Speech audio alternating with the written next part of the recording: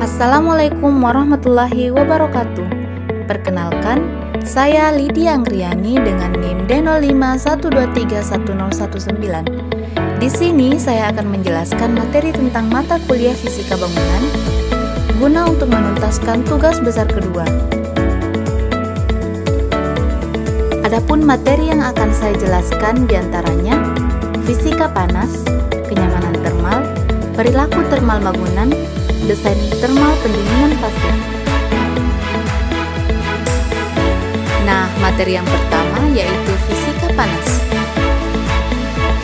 Apa sih itu fisika panas?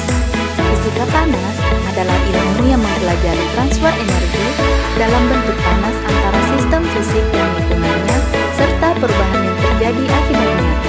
Ini meliputi konsep-konsep seperti suhu, kalor, konduksi, konveksi, dan radiasi.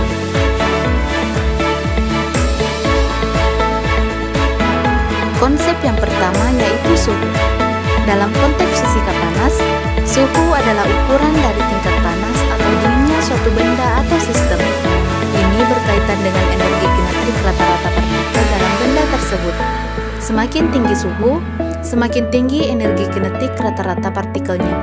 Semakin rendah suhu, semakin rendah pula energi kinetik rata-rata partikelnya. Selanjutnya adalah konsep yang kedua, yaitu kalor.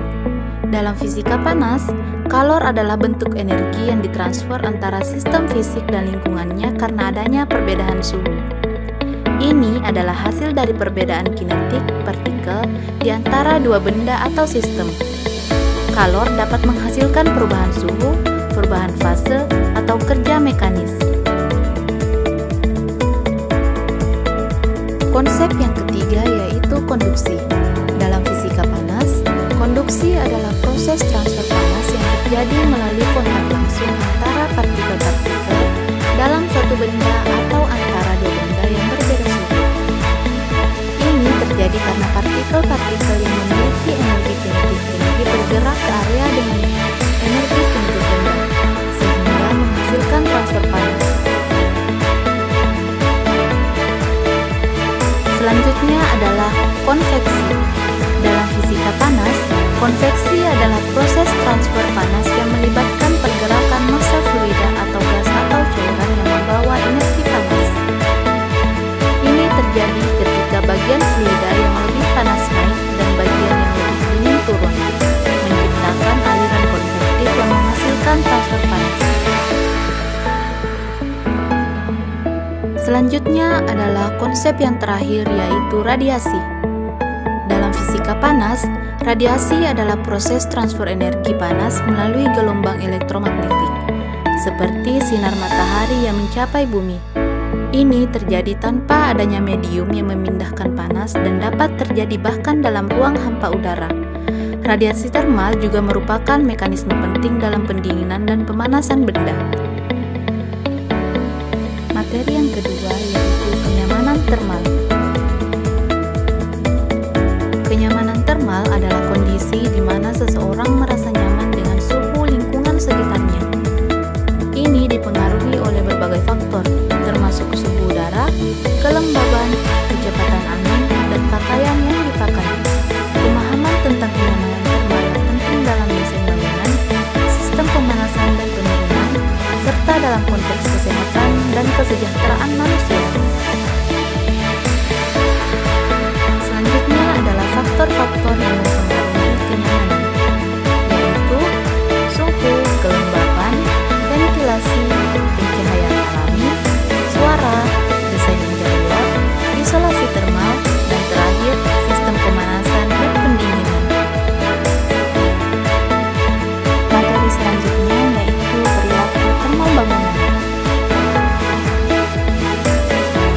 Perilaku termal bangunan merujuk pada cara bangunan berinteraksi dengan kondisi termal di sekitarnya, seperti suhu udara, kelembaban, dan radiasi matahari.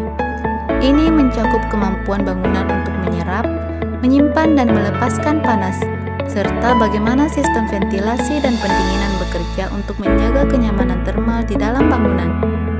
Perilaku termal bangunan juga mencakup penggunaan energi untuk pemanasan dan pendinginan serta secara keseluruhan.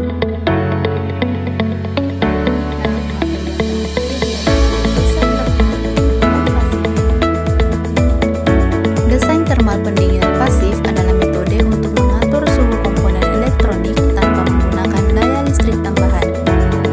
Ini dapat melibatkan penggunaan bahan konduktif, sirip pendingin udara, atau bahkan struktur arsitektural untuk memanfaatkan sirkulasi udara secara alami.